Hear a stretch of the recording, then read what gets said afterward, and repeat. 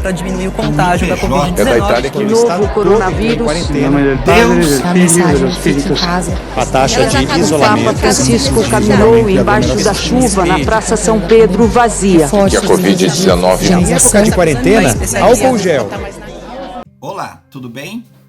Meu nome é Josué Cândido, eu sou assessor da Pastoral da Juventude de Ilhéus e faço parte também da equipe de assessoria da Pastoral da Juventude do Regional Nordeste 3, o regional mais bonito do Brasil, e também integro a equipe do IPJ, Instituto Paulista de Juventude. E foi justamente numa conversa com o pessoal do IPJ que surgiu a ideia da gente fazer um material de formação para a juventude, já que a gente não pode estar na pastoral, não pode estar na igreja, estamos todos de quarentena, a gente aproveitar o nosso tempo também para a nossa formação.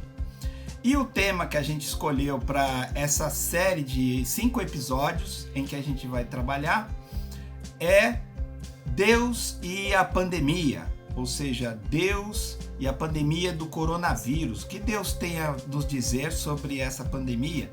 Ou o que nós pensamos sobre Deus nessa situação? Ou seja, que Deus mandou uma pandemia para castigar a humanidade? Seria isso? Então, essa série a gente vai discutir muito mais as imagens, ou seja, as representações que nós temos sobre Deus do que sobre o próprio Deus. Porque sobre Deus não se há o que falar. Nosso Deus é um Deus oculto. Então, quando a gente fala de Deus, nós falamos muito mais das nossas próprias representações, das imagens que nós construímos historicamente, teologicamente, a partir da experiência das pessoas que vão vivendo a sua religião, do que propriamente sobre Deus, é claro. E essas imagens, elas estão tão presentes na vida da gente que a gente não consegue mais distinguir aquilo que é uma representação, ou seja, aquilo que eu acho que Deus pensa, aquilo que eu acho que Deus considera certo e o que Deus considera errado, com a minha própria visão sobre o que é certo e o que é errado. E aí é que está o complicador de tudo. Por quê? Porque nós acabamos tomando a imagem que nós fazemos de Deus como sendo o próprio Deus. Logo no primeiro mandamento, dos 10 mandamentos da lei de Moisés, aparece lá, não fazer imagem de Deus. E por que que Deus faz questão de colocar lá essa advertência, não farás imagens, esculturas, etc. Por quê? Porque toda imagem corre o perigo de você tomar a imagem pelo próprio Deus e você atribuir a essa imagem a própria figura de Deus, ou seja, que Deus estaria lá, naquela imagem, ou que aquele lugar sagrado, aquela imagem sagrada seria o próprio Deus. E isso, claro, permite a quem controla essa visão, a classe sacerdotal, aqueles que são os religiosos, terem um monopólio sobre quem é Deus. E isso nos impede ou nos afasta de ter uma experiência mais autêntica sobre Deus. Tanto é que quando Moisés, vocês conhecem aquela passagem da sarça ardente, em que Deus fala para Moisés, para ele ir para o Egito, libertar o povo da opressão que o povo estava vivendo, da escravidão. E aí Moisés, em dado momento da conversa, fala, tá, tudo bem, mas eu vou lá, vou falar com o faraó e ele vai me perguntar, mas qual é o seu Deus? E eu respondo o quê? E aí Deus diz para Moisés, eu sou aquele que é. Vai lá, vai falar para o faraó que aquele que é me enviou aqui. É curioso essa frase, por quê? Porque você tem um sujeito, que é o eu, você tem o verbo ser, e aí você fica esperando. Deus é e não tem. Ele é o que é. Ponto. Né? Ou seja, é a gente que coloca Deus é fiel, vingativo, justo, perfeito. Enfim, nós é que fazemos atributos a Deus, né? O próprio Deus, ele não se atribui. Ele deixa um espaço da liberdade em que ele se manifesta. E é a partir dessa experiência de um Deus que se manifesta na história e da experiência das pessoas que viveram essa manifestação é que a gente pode pensar sobre Deus, né? Ou seja, dentro da tradição cristã, Deus se apresenta na revelação. E o que é a revelação? A revelação é a experiência daquele povo que luta por libertação que está na Bíblia, né? E as contradições humanas dessa realidade, né? E é que a gente pode explorar a partir do estudo bíblico, né?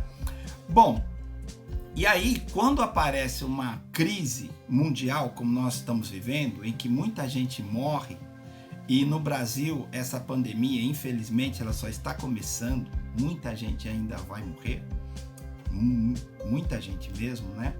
E isso abala a fé de muita gente.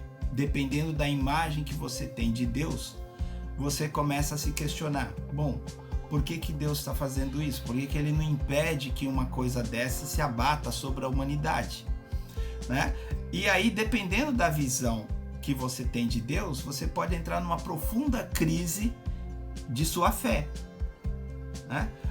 Então esse momento ele pode servir também para a gente repensar a nossa fé, para a gente se questionar sobre qual é a nossa fé, qual é o Deus que a gente acredita, né?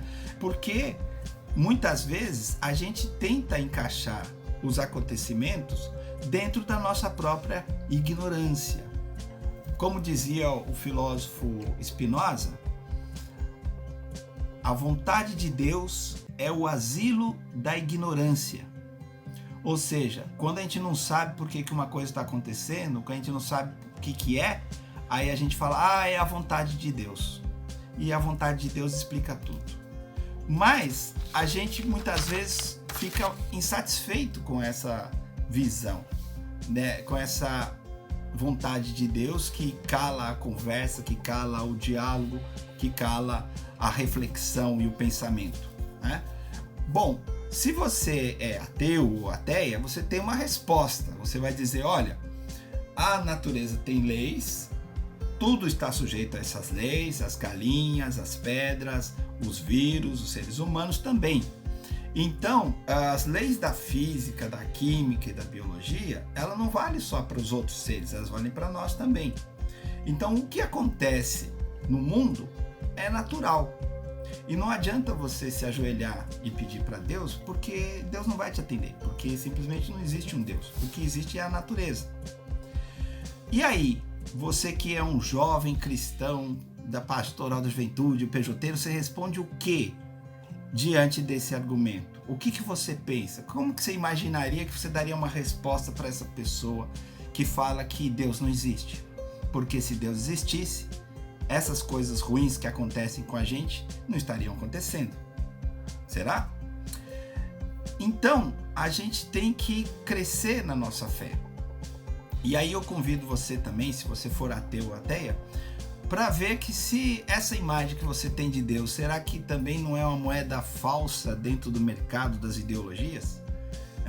Então eu vou convidar você para, não que eu queira te converter, não tenho essa pretensão, mas para você se questionar também. Será que o Deus que você critica não é uma imagem? E aí, São Paulo, né, o apóstolo, ele tem uma passagem muito bonita que está naquele livro, né, a Carta aos Coríntios, primeira Carta aos Coríntios 13, que é aquela passagem belíssima que todo mundo repete, ainda que eu tivesse a língua dos anjos, etc e tal. E lá pelas tantas dessa passagem do capítulo 13, ele diz o seguinte, eu vou ler aqui na Bíblia. Quando eu era criança, falava como criança, pensava como criança, raciocinava como criança. Depois que me tornei adulto, deixei o que era próprio de criança. Agora, vemos como que em espelho e de maneira confusa, mas depois veremos face a face. O que o São Paulo quer dizer aqui? Ele quer dizer que ser criança não é legal? Não, não é isso que ele está dizendo. Ele está dizendo o seguinte, que quando a gente cresce, quando a gente se torna jovem, quando a gente se torna adulto, aquelas explicações que a mamãe dava, que a gente traz da herança familiar, ou que a gente viu naqueles canais religiosos, ou que a gente traz da nossa herança cultural, já não cabe mais. Essas respostas infantis já não agradam, já não dão mais conta daquilo que a gente pensa, ou seja, começa a haver um conflito entre aquilo que é a nossa razão e aquilo que é a nossa fé. E enquanto a nossa razão ela cresce, a gente aprende mais coisa, a gente entende melhor as realidades, a nossa fé continua aquela fé infantil do papai do céu, né? Do que tudo é pecado e não sei o que mais. E essa fé infantil, ela fica em descompasso com a nossa razão. E é por isso que São Paulo fala que quando a gente era criança, a gente pensa como criança. Mas depois que a gente cresce, aquelas ideias de criança já não cabem. Então a gente precisa crescer na nossa fé. A gente precisa aprender mais sobre Deus. A gente tem uma experiência mais radical de Deus para a gente poder ter uma fé adulta, não uma fé de herança familiar, uma fé de canal de televisão. São Paulo ainda acrescenta mais uma coisa, ele fala assim: hoje nós vemos como que por espelhos. O que ele quer dizer isso? Ele quer dizer que a gente sempre vai ver por representações, por construções, por imagens, né? E essas imagens são imagens que a gente vai trazendo, né? Inconscientemente às vezes, para dentro da nossa experiência religiosa, né? Então, por exemplo, o que você pensa sobre Deus? Que imagens você tem de Deus? Você acredita que Deus é um Deus cruel? Um Deus que castiga a humanidade? Um Deus que manda pra gente um dilúvio? Que manda um coronavírus? Que manda um Bolsonaro porque ele quer castigar a gente? Ou você acha que Deus é um velhinho de camisola que fica lá no céu assistindo tudo de camarote? Ou você acha que Deus fica espionando para ver o que você está fazendo quando você vai no banheiro? Então, se você não tem nenhuma dessas concepções de Deus, qual é a concepção de Deus que você tem? O que você pensa sobre Deus? Então, a gente vai estar conversando nesses episódios sobre essas imagens que a gente foi construindo, que a humanidade foi construindo, né, que a tradição judaico-cristã construiu ao longo de sua história. É claro que o nosso ponto de vista, ele não é neutro. Toda a visão é uma visão de um certo ponto, né, de um certo lugar. Então, qual é o lugar da onde eu estou falando? Eu estou falando a partir da experiência de Jesus de Nazaré.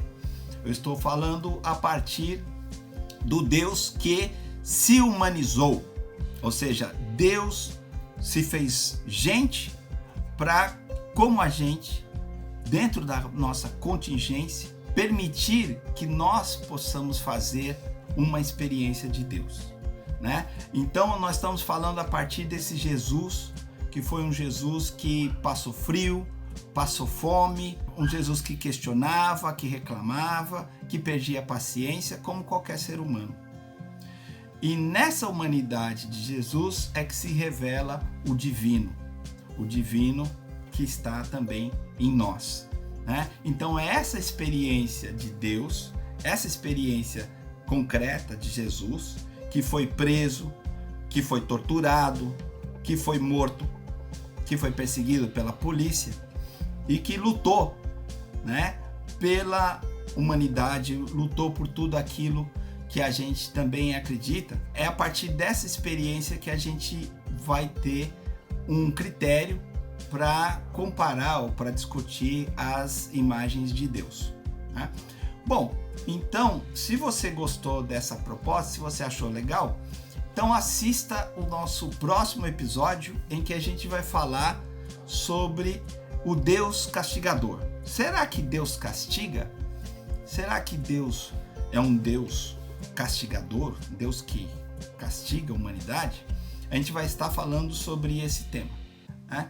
Também peço para você o tradicional, né? A sua curtida, a sua inscrição aqui no canal, e também peço os seus comentários, suas críticas, suas sugestões, porque como a gente está de quarentena, a gente tem bastante tempo para poder conversar, e aí você pode me mandar os seus comentários e a gente vai poder estar respondendo, conversando e comentando com vocês, tá ok?